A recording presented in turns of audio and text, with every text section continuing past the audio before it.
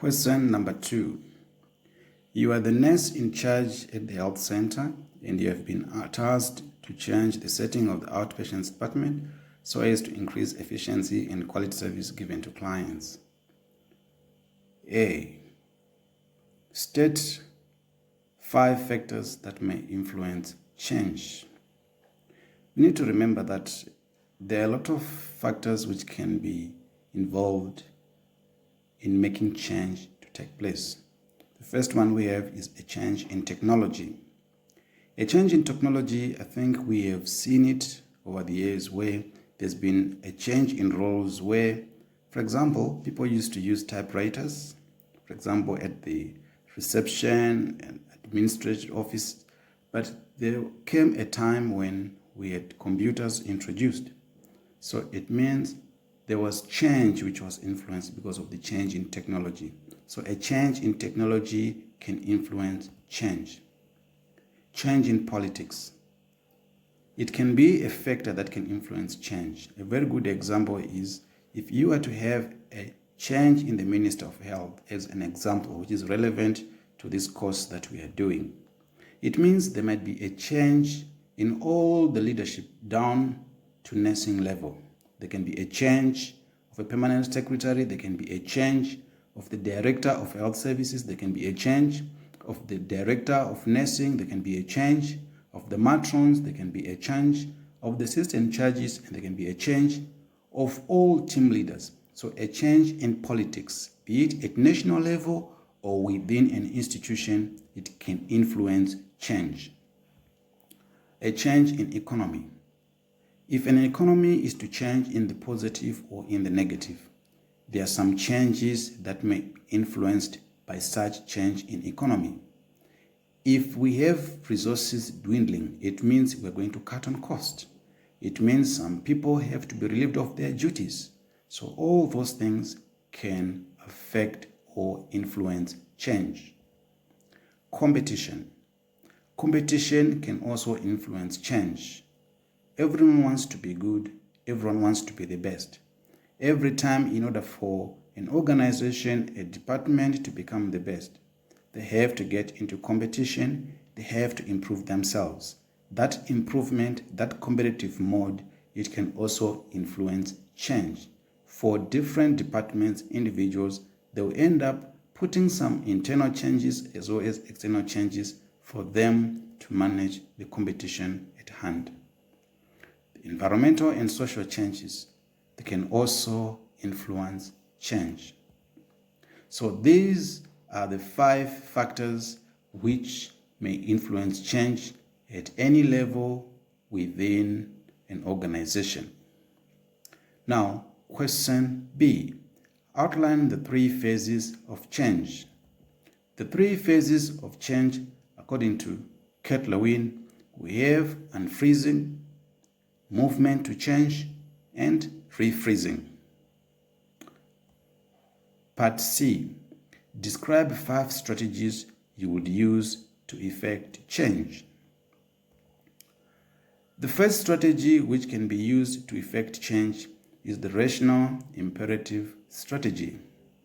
In this strategy, it works on the assumption that humans are people who need a reason for something, a reason why something is being done.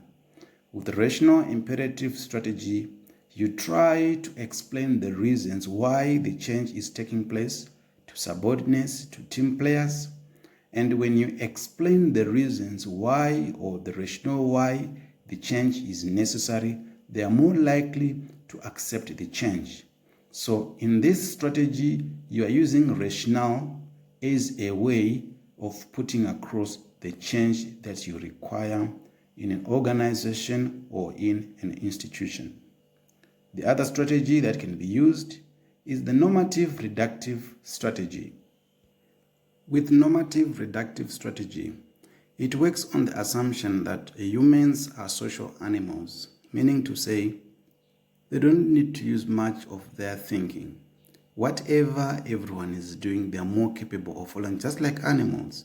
Just like the story of the ducks, where it just follows whichever, or the story of the sheep, Whichever is in front, it follows. So in normative reductive strategy, you need to find those people who can act the change within a group, and those who have the influence which can be followed by people within a group. Even in school, for example, even you have had these experiences where there are those people, if they agree to anything, then everyone will accept it. So as a manager or as a leader, you can use a strategy where you identify those people who have got influence, and those are the people that you start with. The moment they accept the change, it's more likely to be accepted by everyone in the group. Then we have power coercive strategy. It's a strategy where you use your power, you use your position, you use your influence to force people to change, to accept the change.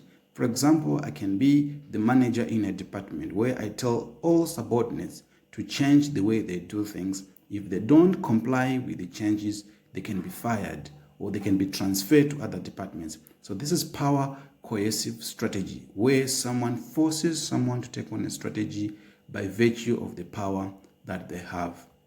Then we also have a proposed incentives. Incentives can also be used as a strategy to effect change. This is whereby you can bring to the attention of your subordinates the incentives, the benefits. You can bring something that if they are to accept the change, these are the benefits, the incentives that comes with it. So by virtue of people really going after incentives, they're more likely to accept the change and implement the change. Then we have recruitment of champions of change. Now, this works in such a way that you need to identify people who are easy to take on the change. You train them, you capacitate them, and then these people, they can work as champions of change. So the champions of change, these are more like volunteers who would want to take the initiative of being part of the change, and these are the individuals who will work as role models among their colleagues. So people who see the effect of change in the way they'll be doing it, they will look at the advantages of the change as they look at these champions of change. This is a bit different from normative reductive, where you do it unconsciously to those who have got influence, whereas in recruitment, champions of change, this is a voluntary self-willingness of some of the subordinates or team players who see the need for change, who are willing to take the first step so that others can learn from them. Then we have the shift the burden of change. Sometimes as a strategy, you can use the shift the burden of change, whereby if people see change to be burdensome, if they see that there's a lot of burden which comes with change, people normally are not interested in the change. So sometimes as a strategy, you can lighten the burden which comes with the change. And the moment you shift the burden from being heavy to light, people are more likely to adopt and effect the change that is required. Another strategy is redefine cultural values. That's another thing that you can also do as a strategy in effecting change. So these are the ones that we have. In this one, we gave you 7, but the question required you to describe only 5, which we've done very well. Then section D, part D, discuss 3 sectors you're going to work with to bring about the change. So if we go back to the question, this question is, you are the nurse in charge at the health center and you've been tasked to change the setting of the outpatients department so as to increase efficiency and quality service given to clients. So which 3 sectors are you going to work with to bring about the change? You work with the doctors or the clinical officers as the people who see the patients. You can talk about the nurses as a sector.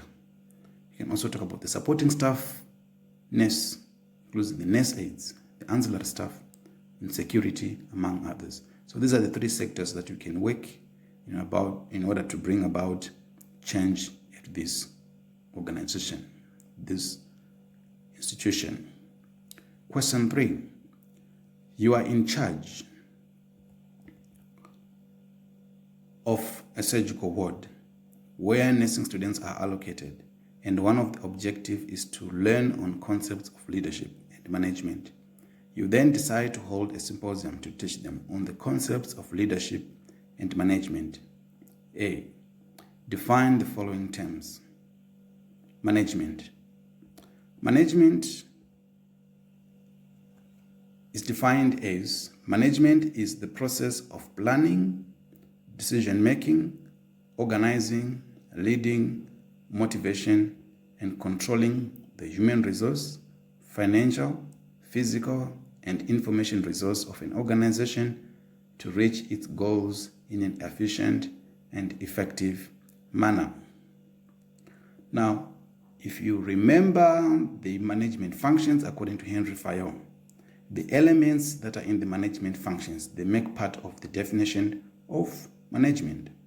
So these are the things that you put: planning, decision-making, organizing, leading, motivation, controlling of what? The key resources in organization, human resources, financial resources, physical resources, and information, which is also a resource. For what purpose? In order to reach the goals of an organization. Not just reaching the goals, in an efficient and effective manner. So that is the definition of management. Leadership. Leadership is a process by which a person influences others to accomplish objectives and directs the organization in a way that makes it more cohesive and coherent. So the key tenets of definition of leadership is it's a process. It's not an event, but it's a process by which a person, what do? Influence others to accomplish objectives and direct the organization in a way that makes it more cohesive and coherent. Discuss any three leadership styles. Discuss any three leadership styles.